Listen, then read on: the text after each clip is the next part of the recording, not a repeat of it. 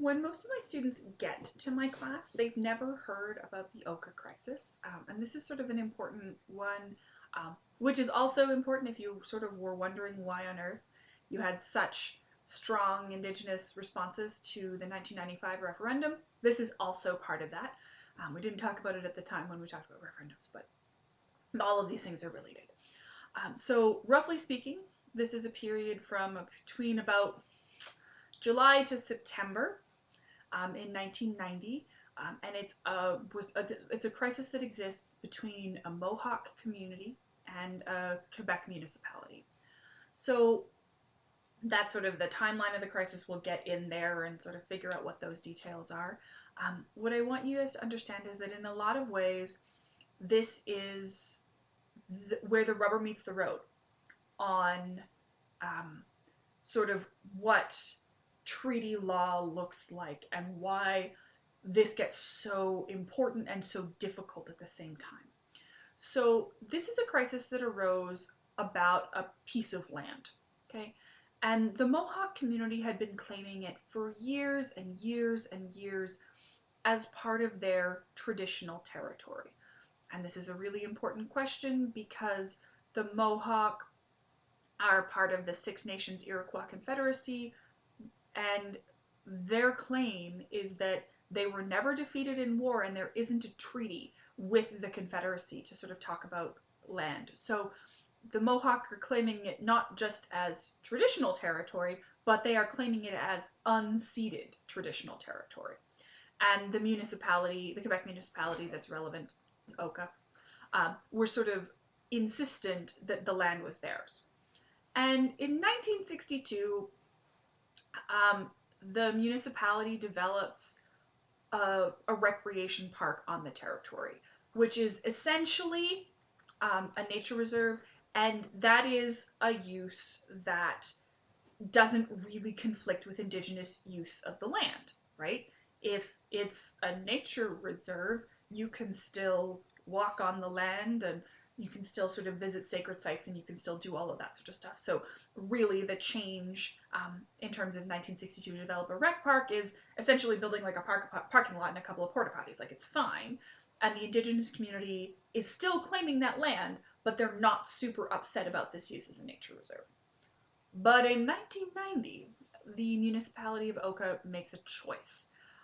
And they decide that they want to expand a golf course that has that shares a border with this land, not a border, that's adjacent to it, from a 9-hole golf course to an 18-hole golf course, which means that they're going to expand the golf course onto this parcel of land. And from the perspective of the Mohawk community, a golf course is quite a different use of land because they tend to have restricted access, i.e. you can't just walk on them whenever you want. The way that the environment is managed on golf courses tends to be much stricter and therefore preserve much less of the sort of wildness of the land such as it is. And the Mohawk communities respond by blocking access to the road. So they're putting up barricades. There's some really, really powerful photographs of sort of provincial police officers standing there in front of demonstrators who are sort of singing in traditional languages and that kind of thing.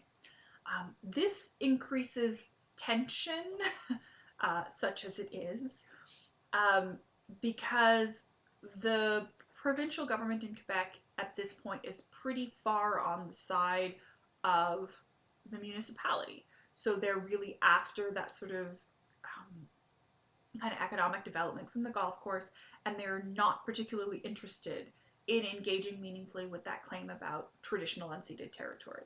And for those of you who remember talking about this when we talked about Quebec's referendums, that won't be surprising, right? If you thought that that was going to be the case, you wouldn't, like, if you took that idea of traditional territory seriously, you wouldn't have said, oh, well, we'll just get control over Indigenous lands and people. That isn't a thing. Those two pieces don't go together. So the municipality calls in the provincial police, and the provincial police are standing there in an unfortunate moment. Okay, the provincial police are trying to storm the barricade, and one provincial police officer dies. We're still not 100% sure who shot first, and so whether or not this was a case of Indigenous demonstrators attacking the police, if this was self-defense, look, we still don't know. The response to that was, okay, that's it, we're calling in the army. So the federal government calls in the army. And in a lot of ways, this crisis is resolved peaceably and largely by Ottawa. So the solution that Ottawa uses at this point in time is to buy the land from the municipality. So they bought up this parcel of land. So now the municipality doesn't own it. So the municipality won't plan to build golf courses on it and that sort of thing. And this works to diffuse the tension and to sort of get rid of the blockades and get traffic moving on the road again. Because the Mohawks' understanding of what was going to happen was that the federal government was going to buy the land from the municipality and then return it to the Mohawk community because it was part of their traditional territory. That still hasn't happened yet. We're coming up on 30 years now. So there's some tension around that and those issues. Again, related to sort of questions about trust. And this is definitely part of the reason, this sort of challenge, why last spring you had sort of blockades and sort of rail blockades from the Mohawk in Quebec, in support of the Wet'suwet'en clan's sort of claim about pipelines in British Columbia.